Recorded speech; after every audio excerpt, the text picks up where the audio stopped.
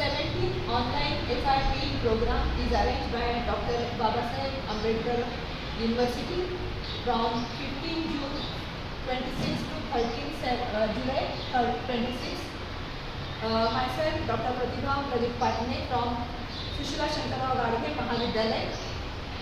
For micro-teaching, I select a subject, Development of Indian Women. भारतीय महिलांचा विकास. स्वातंत्र्यपूर्व काळापासून भारताच्या ज्या स्त्रिया आहेत त्यांच्या अडचणी, तिचे प्रश्न या संबंधात समाज प्रबोधन सुरू झालं. स्त्री शिक्षणाच्या प्रसारामुळे एकंदर स्त्रियांचं जीवनमान हे आमूलाग्र बदलत गेलं. लोकशाहीच्या हक्कामुळे स्त्रिया राजकारणात यायला लागल्या. स्वातंत्र्यानंतरच्या काळामध्ये स्त्रिया महिलांचे प्रश्न, तिचा विकास याविषयी उपाययोजना मांडताना सक्रिय झाल्या.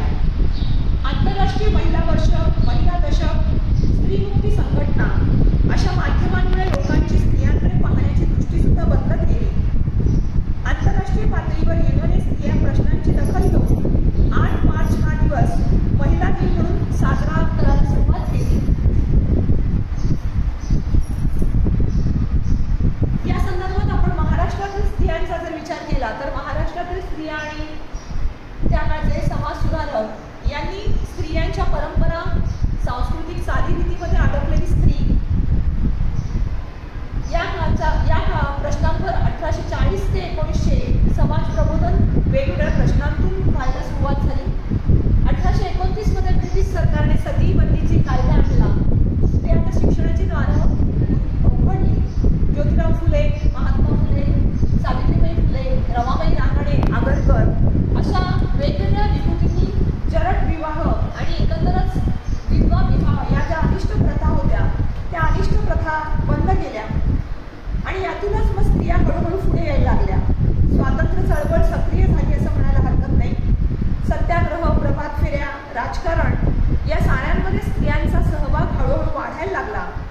70 नंतर सर्वच आघाड्यांवर स्त्री स्वावलंबी झालेली आपल्याला पाहायला मिळते आणि या बदललेल्या सामाजिक वातावरणात स्त्रियांनी हिंसाचाराला पण तोंड द्यायला सुरुवात केलेली पाहायला मिळते. या अनुषंगाने जे स्त्रियांच्या बाबतीतले कायदे आहेत ते कायदे आणि तरतुदी यांचा अभ्यास जर केला तर कायद्याची एक स्वतंत्र लढाई स्त्रियांसाठी होती असं म्हणायला हरकत नाही. स्त्री आणि पुरुष अशी कोणती भेदभाव न करता या कायद्याची अंमलबजावणी व्हायला सुरुवात झाली. डॉक्टर बाबासाहेब आंबेडकरांनी विवाहविषयक मसुदा तयार केलेला आहे. हिंदू मॅरेज ॲक्ट 1977चा हा कायदा, हिंदू सेक्शन ॲक्ट 56 जो वारसा हक्काबाबतचा कायदा आहे, असे अनेक कायदे स्त्रियांच्या दृष्टीने करण्यात आले. ऑल इंडिया विमेन्स कॉन्फरन्स या कॉन्फरन्समधून स्त्रियांचे अनेक प्रश्न सोडवण्यासाठी पुढाकार घेतला गेला. वारसा हक्क, पोटगीचा हक्क असे प्रश्न कायद्याच्या माध्यमातून सोडवायला सुरुवात झाली. या सगळ्या कार्यात अनेक समाज सुधारकांनी समाजाचं प्रबोधन करून जागृती आणण्याचं काम केलं. स्त्रिया संघर्ष करून अन्यायाविरुद्ध लढण्यासाठी एकत्र झालेल्या आपल्याला पाहायला मिळतात. वेगवेगळ्या क्षेत्रात जशा स्त्रिया आल्या तशा राजकारणात सुद्धा स्त्रियांचा सहभाग चांगल्या प्रकारे झालेला पाहायला मिळतो. आपल्याला माहिती आहे की कौटुंबिक आणि सामाजिक स्त्री जबाबदारी स्वीकारत असते आणि त्यातूनच तिला स्वची जाणीव व्हायला लागली. महाराष्ट्रामध्ये शककर्ता शालिवाहनची आई गौतमी, तसंच छत्रपती शिवाजी महाराजांचा राज्य विस्तारासाठी मार्गदर्शन करणारी त्यांचीच आई जिजाबाई या सगळ्यांचा राजकारणाशी पूर्वापार संबंध असलेला पाहायला मिळतो. हळूहळू स्वातंत्र्य चळवळीमध्ये सुद्धा राजकीय जीवनात स्त्रियांचा समावेश झालेला आपल्याला पाहायला मिळतो. स्वातंत्र्य मिळाल्यानंतरच्या काळात सुद्धा नगरपालिका आणि वेगवेगळ्या विधिमंडळासारख्या निवडणुकात स्त्रियांचं हळूहळू प्रमाण चांगलंच वाढायला लागलेलं पाहायला मिळतं. अनेक उच्च पदं स्त्रियांनी भूषवलेली पाहायला मिळतात. त्यात इंदिरा गांधी, बेनझीर भुट्टो, सोनिया गांधी, प्रतिभा पाटील, सुमित्रा महाजन अशा अनेक स्त्रियांची नावं आपण घेऊ शकतो. पंचायत राजमध्ये सुद्धा स्त्री आरक्षण हा नवीन हक्क आल्यामुळे गावातील पंचायतीमध्ये स्त्रिया वेगवेगळ्या महामंडळाच्या पदांपर्यंत पोहोचायला सहभागी व्हायला लागल्या. पंचायत राज कायद्यामुळे सुद्धा स्त्री स्वराज्य संस्थेमध्ये स्त्रियांचा सहभाग चांगलाच वाढू लागला असं म्हणायला हरकत नाही. याच काळात आंतरराष्ट्रीय स्तरावर सुद्धा स्त्रियांच्या बाबतीत अनेक घडामोडी झाल्या. जनजागृती झाली. त्यात महत्त्वाचा म्हणजे मतदानाचा हक्क आणि स्वतःच्या पायावर उभं राहण्याचा पाठिंबा जो आहे तो स्त्रीला मिळाला. भारतीय स्त्रीच्या मनात सुद्धा जी जाणीव आहे ती जाणीव आणि जागृती करण्याचं कार्य ब्रिटिश शासनाने त्या काळात केलेलं पाहायला मिळतं. पुढे गांधीजींनी सुद्धा स्त्रियांच्या त्यागवृत्ती आणि सेवावृत्तीच्या विश्वासावर स्त्रियांना अनेक गोष्टी उपलब्ध करून दिल्या. आपल्याला माहिती आहे की 75 हे वर्ष जागतिक पातळीवर महिला वर्ष म्हणून साजरं केलं जातं. स्त्रियांचे वेगवेगळे जे प्रश्न आहेत त्या प्रश्नांकडे लक्ष वेधून तिला सामाजिक जीवनामध्ये तिचा स्तर बदलण्याचं कार्य या घडामोडीमुळे झालं. जवळजवळ 1985 पर्यंत आंतरराष्ट्रीय महिला दशक मानायला सुरुवात झालेली पाहायला मिळते. याच काळामध्ये जागतिक पातळीवरची पहिली महिला परिषद मेक्सिको इथे झाली. 1995 मध्ये बीजिंग येथे चौथी जागतिक महिला परिषद झाली. त्या परिषदेमध्ये विकास, नियोजन आणि अंमलबजावणी असे टप्पे स्वीकारले गेले. लिंगभेद विरहित दृष्टिकोनाची गरज या परिषदेमध्ये व्यक्त करण्यात आली. आंतरराष्ट्रीय स्त्री आरोग्य परिषद आणि स्त्रीमुखी यात्रा, आंतरराष्ट्रीय महिला दिन जो 8 मार्च 1910 ला सुरू झाला असं आपण म्हणतो आणि या उपक्रमामधून स्वातंत्र्य, समता, समाजवाद अशी मूल्य स्त्रियांच्या बाबतीत रुजवली गेली पाहायला मिळतं. जागतिक स्तरावर महिलांना एकत्रित करण्याचं सहकार्य आणि पाठिंबा देण्याचं काम या सर्व पातळीवर झालेलं आपल्याला पाहायला मिळतं.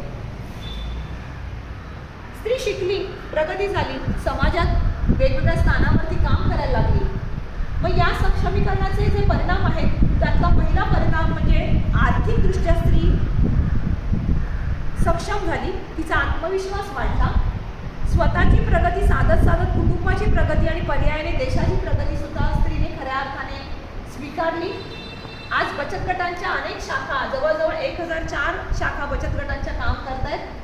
6 करोड इतकं कर्ज वाटप दररोज केलं जातं या बचत गटांच्या माध्यमातून आणि कर्ज वसुली सुद्धा 48% अशा प्रकारची आपल्याला पाहायला मिळते. मग या बचत गटाच्या माध्यमातून सुद्धा स्त्रियांनी स्वतःचे व्यवसाय सुरू केले. त्याचा फायदा स्त्रियांना मिळायला लागला. हा बचत गट जो सुरू केला त्याचे क्रांतीचे जनक जे आहेत डॉक्टर मोहम्मद युनूस यांच्याकडे त्या बचत गटाच्या क्रांतीचं जनक म्हणून बोट दाखवलं जातं. हळूहळू या बचत गटाचं रूपांतर ग्रामीण बँकांमध्ये व्हायला लागलं. नैरोबी इथे जी आंतरराष्ट्रीय परिषद झाली तिथे महिला सक्षमीकरणावर, तिच्या प्रश्नांवर लक्ष वेधण्यात यायला लागलं. संधी मिळाली की स्त्री कशा प्रकारचं कार्य किंवा चांगली कामगिरी कशी बजावते याची ही उदाहरणं आहेत असं म्हणायला हरकत नाही. थोडक्यात स्त्रीचं शिक्षण आणि जनजागृती, स्वत्व किंवा काही अंशी तिच्या मनोवृत्तीत झालेले हे सगळे बदल हे नक्कीच स्त्रियांना आपापल्या क्षेत्रामध्ये दुय्यम स्थान न ठरवता एक स्वतःचं स्वायत्त असं स्थान तिला मिळायला लागलं. कुठेतरी आजही आपण बघतो की लैंगिक छेडछाड आणि तिला बळी पडणारी स्त्री, पण त्यातूनही पुन्हा हे चित्र बदलण्याची मानसिकता समाजात आपण पाहतो किंवा त्यातूनही पुन्हा स्त्री स्वतःच्या पायावर उभं राहण्यासाठी तिची झालेली धडपड, हे सगळं आजच्या स्थितीचं वर्णन बघितल्यानंतर लक्षात येतं की स्त्रीसाठी स्वातंत्र्यासाठी ज्या कायदेशीर तरतुदी झालेल्या आहेत, सामाजिक जागृतीचं किंवा प्रबोधनाचं कार्य आणि आर्थिक सक्षमीकरण या सगळ्यांवर स्त्री आज आघाडीवर आपल्याला असलेले पाहायला मिळते आणि याचेच सकारात्मक परिणाम आजच्या या स्त्रियांच्या विकासात असलेले आपल्याला पाहायला मिळतात.